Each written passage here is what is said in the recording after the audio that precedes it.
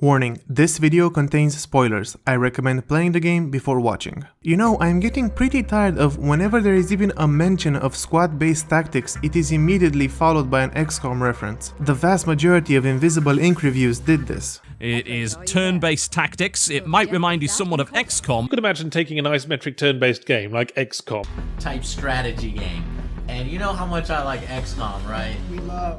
Now, I understand that you want to make the audience relate to the product by way of comparison, and I also understand that the new incarnation of XCOM was the first contact with tactical squad gameplay for quite a lot of people, but it feels incredibly token for something that used to be an entire genre. And technically speaking, more obscure games like Shadow Watch are closer to what Invisible Ink represents. Just saying like XCOM doesn't do it justice and raises false expectations. Which is a shame because Invisible Ink deserves so much more attention than it was given. Setup-wise, the game takes place in the corporate-owned high-tech future where the player controls a mercenary spy agency called Invisible Incorporated, who is aided by Incognita, the AI which handles the hacking aspect of their operations. After a corporate raid, only a few members still survive and Incognita only has 72 hours before she runs out of power, so the agency must scavenge what they can before going against those who attack them and saving their AI in the process. This scenario is primarily made to support the roguelike nature of this short game, which means there will be many tries before success. It even warns that the player will fail repeatedly. But this is just the surface, and there is so much more here than meets the eye, so with that being said, let's take a closer look.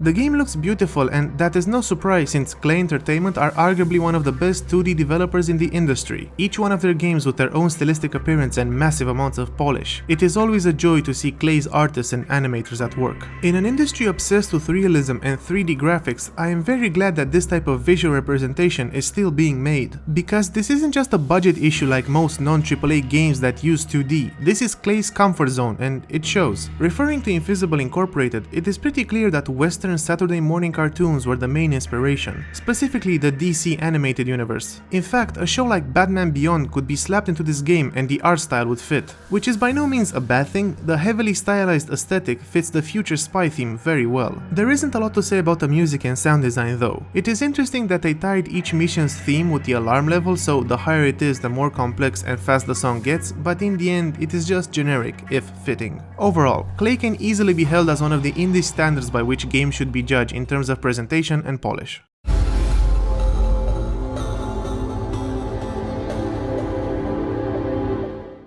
Invisible Incorporated combines a rather original take on tactical squad stealth featuring short sessions with strong roguelike elements. The game is designed to be played multiple times through the beginner, experience, expert and expert plus difficulties. The player is even informed that expert is the base difficulty by which fine-tuning is done, and there is also an endless mode for those who want to see how sessions play out in the long term. While this structure is very good at educating the player about the depth of the game, it does little to hook most of them further in. I kept seeing people who only finish beginner mode and consider the game done, which is so far from the truth. I can't help but feel if Clay would have sectioned some story elements as well with each difficulty level, or hammer home the fact that Invisible Ink isn't the traditional choose the experience you want, but rather that difficulty levels are ladders to be climbed. They might have had more success with this title. As it stands, a lot of people misunderstood this concept and didn't experience the game properly, which is unfortunate because of the depth that can be found here. Now then, a session starts with 2 agents and 2 programs, plus whatever modifications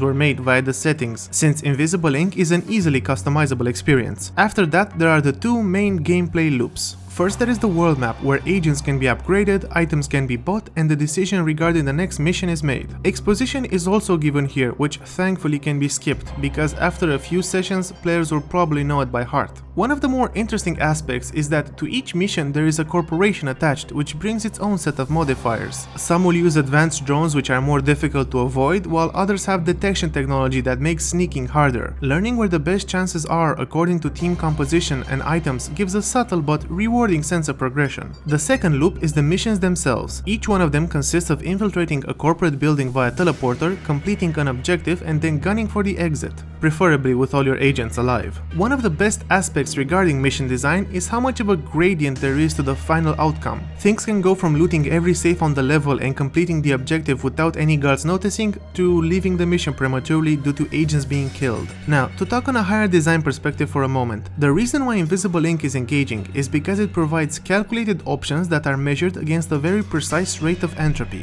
During each mission there is a constantly increasing alarm level which has 6 thresholds, each one of them making the map harder, eventually filling the whole mission with guards. The system is designed around putting weight on each of the player's actions, carelessness being punished immediately while incentivizing speed at the same time. There are 2 interactions that complement this design very well. Firstly, a spotted agent isn't immediately killed, instead he or she gets one action after being seen to either hide or attack. After that, if the agent is still visible, the guard shoots. This almost zero-sum system means that you're always trying to carefully balance risks around a very harsh penalty, but given the different degrees of failure, there is always wiggle room for mitigation. Maybe a guard enters a room suddenly and spots someone, but since agents are positioned next to cover, they can slip away. The guard is still alerted for the rest of the level, which means he will search continuously, but nobody died yet. The second interaction is how knocking out enemies works. A guard can be surprised and disabled, but after that he will be on alert. This can be delayed by positioning an agent on top of the unconscious body, but that means permanently keeping someone immobile, which is a very big commitment, since it is a reduction in manpower. Alternatively, guards can be killed with weapons, but doing so immediately raises the alarm level. There are always trade-offs. The process of figuring out how to maximize the potential and minimize the risk of each action is the heart and soul of this game. Running is the best example of this. An agent can be ordered to sprint, but this causes sound which makes guards hear and investigate. At first, it seems like this is some kind of defensive action to use when in trouble, but later it clearly becomes a skill with offensive capabilities. For example, you can run in front of a door to lure the guard and then sneak by him while he checks things out. Now then, the hacking aspect also deserves its own look at. At any point during a mission, a virtual reality version of the real world can be accessed where different programs can be used to take control of objects, like cameras or power generators. This serves to create new paths for agents to take or to create distractions, since some programs like Ping actually directly interact with the real world, in this case creating a sound to lure guards away. However, each program uses power, which agents need to siphon, thus creating the interaction loop between the two worlds, as it were. It should be noted that the hacking part is much more straightforward and less complex than the sneaking part, and this is actually a good thing. It is important to have short turns to keep the pacing alert. If the player had to think an additional minute about how to also use programs, then Invisible Incorporated would be a lot more tedious. That doesn't mean that hacking doesn't get harder with the appearance of things like demons, which are negative effects that trigger when taking over an object, but it always maintains its straightforwardness. Unfortunately, like with all games, there are also flaws, and after praising it so much, it would seem biased if they weren't also pointed out. While I did say that the art style is beautiful, there is also a lot of visual clutter, and Clay knew this. That is why, ignoring the virtual world, there are another 2 filters to visualize the map. While the filters obviously lessen the issue, it still doesn't change the fact that they are covering up a mistake. There are some rooms that are half filled with objects, and even aesthetically they look worse. So yes, while the clutter is a problem, there are some big band-aids in the form of visual filters that help a lot. But now, onto a bigger issue, namely the lack of indication in some cases. For example, there is a character called Dr. Shu which can do an EMP disable for 1 turn when next to something. What this ability actually does is that it allows stealing from safes without hacking them, killing drones without repercussion, disabling guard heart monitors so they can be also killed without repercussions, and a couple of other things too. This reeks of trial and error, but there are even worse examples, like the fact that some guards become demons when knocked out, and if the demon is killed with hacking, so is the guard. There is really no way to infer this information from just the tooltips, and given the weight attached to each action already, it feels unrewarding to lose, because of hidden or misunderstood interactions rather than making a tactical mistake.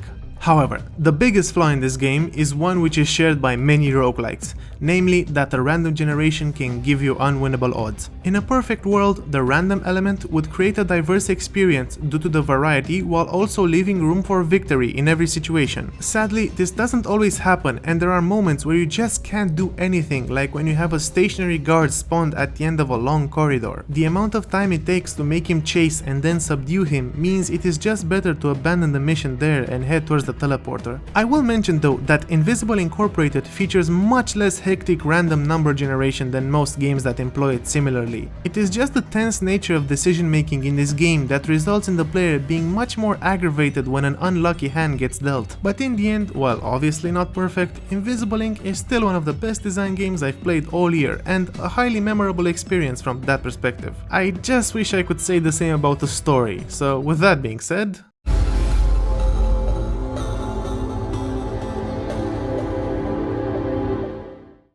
Now, while I find the gameplay to be sensational, the narrative and world-building aspect are less than stellar. It is clear from early development, where the game looked very different, that the focus was on gameplay, and only during the end of production did they come up with a story, what little of it there is. Basically, corporations took control of the world after an event called the Resource Wars. The Pan-Euro InfoSec agency was one of the factions that tried to rein the corps in and failed. My name is Olivia Gladstone.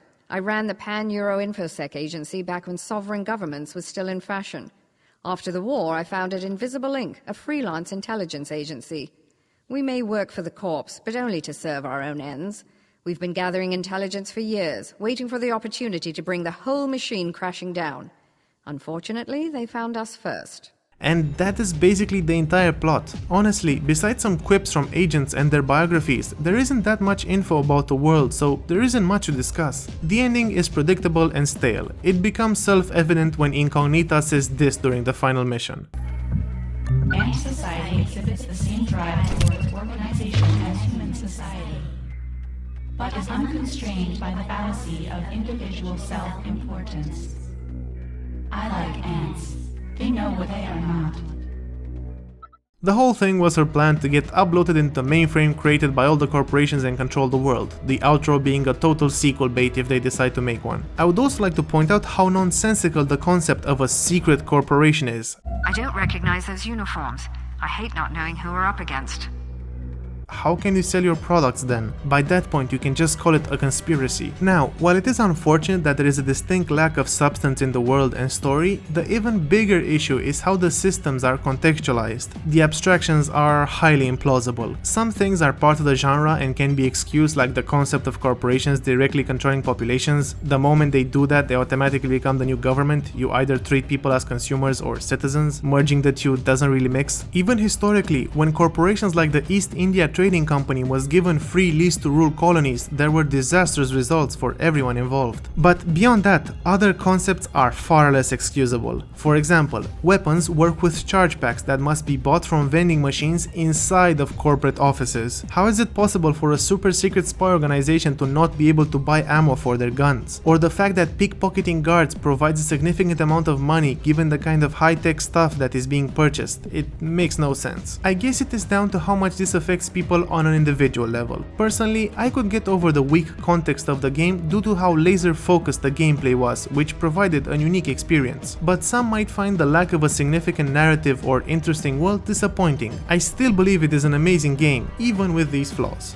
Before I wrap this up, I should mention the recently released DLC called Contingency Plan. The base game had such a tight design that I thought adding to it might unbalance or weaken the experience, and that is exactly what happened. The new DLC adds to the general content of the game as is expected, more agents, more enemies, more items, etc. But it also adds an extended campaign. When the timer reaches 0, a two-parter mission is unlocked which gives an additional 48 hours, adds new security measures, and forces the player to find power cells each mission for the rest of the session, adding another layer of difficulty. The pacing is honestly crippled by the extra time, which can take a single session up to 4 hours. It just feels more tedious because the final missions are always on edge, but every map in that extra time feels like a final mission. It is just too much tension. The game loses the appeal of wanting to start over again, since the DLC leaves the player so much more drained. Even the new items and agents are struggling to find their place. Draco is an agent that gets bonuses by killing, which is highly against the way Invisible Incorporated is meant to be played, especially late game. Or take the items Gel Injectors, which gives you extra action points at first, but then slowly turns it into a negative modifier, which forces you to play even more recklessly. It is nice to have new things, but the game was more or less complete. I was sincerely hoping for a new mode rather than tacking on unnecessary content. But do keep in mind that you can mix and match whatever aspects of the new DLC you want, so you can tailor the experience accordingly. Overall, I'd say that Contingency Plan is for people who have over 100 hours in Invisible Inc., but for newcomers I don't really recommend it.